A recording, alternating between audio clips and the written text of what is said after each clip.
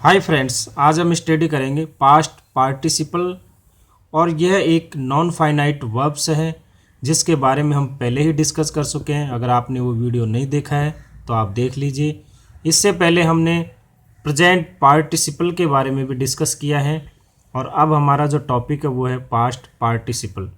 Past participle का मतलब होता है वर्ब की थर्ड फॉर्म का यूज करना, यानी वर्ब की थर्ड फॉर्म को ही हम पास्ट पार्टिसिपल बोलते हैं जिनके पीछे डी, ईडी या टी लगा होता है, जिन वर्ब के पीछे।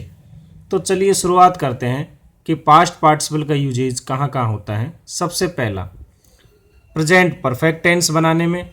पास्ट परफेक्ट टेंस और फ्यूचर परफेक्ट टेंस बनाने के लिए हम पास्ट पार्टिसिपल का यूज करते हैं। जैसे सबसे पहले हम एग्जाम्पल लेते हैं प्रेजेंट परफेक्ट का। उसने ऑफिस छोड़ दिया है, तो सी हैज़ लेफ्ट द ऑफिस।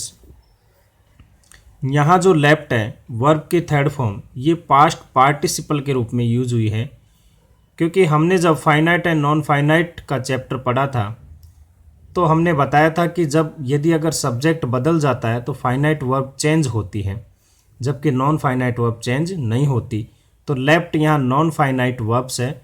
अगर सी की जगह मेरा यहाँ सब्जेक्ट दे होता कि वे ऑफिस छोड़ चुके हैं, तो यहाँ पे दे की के बाद हैज़ की जगह हैव आता, क्योंकि ये फाइनाइट वर्ब है और फाइनाइट वर्ब सब्जेक्ट के अनुसार चेंज हो जाती है।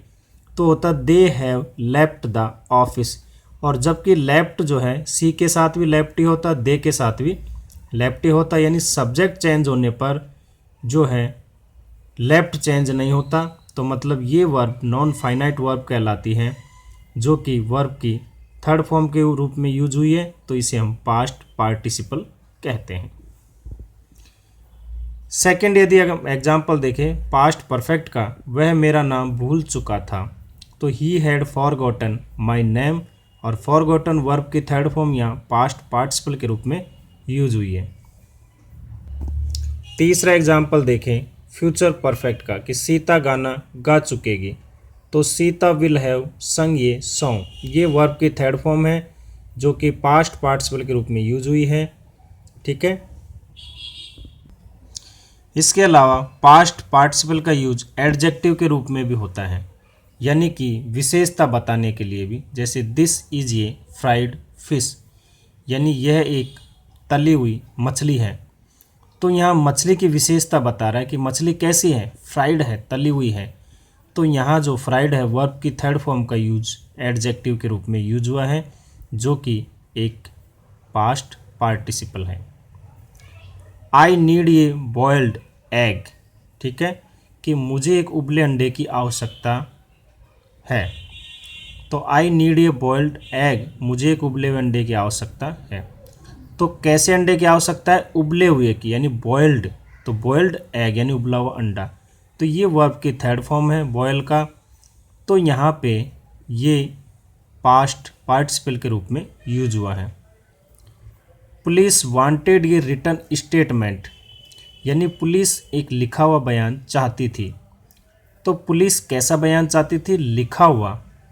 तो मतलब ये एक विशेषता बता रहा है कि स्टेटमेंट कैसा चाहिए, लिखा हुआ। मतलब एक रिटन स्टेटमेंट चाहिए, और ये विशेषता बता रहा है। और पास्ट पार्टिसिपल यानी वर्ब की थर्ड फॉर्म है, तो पास्ट पार्टिसिपल के रूप में यूज हुआ है। जैसे नेक्स्ट एग्जांपल देखें, वह दुकानदार चुराया हुआ सामान बेचता है।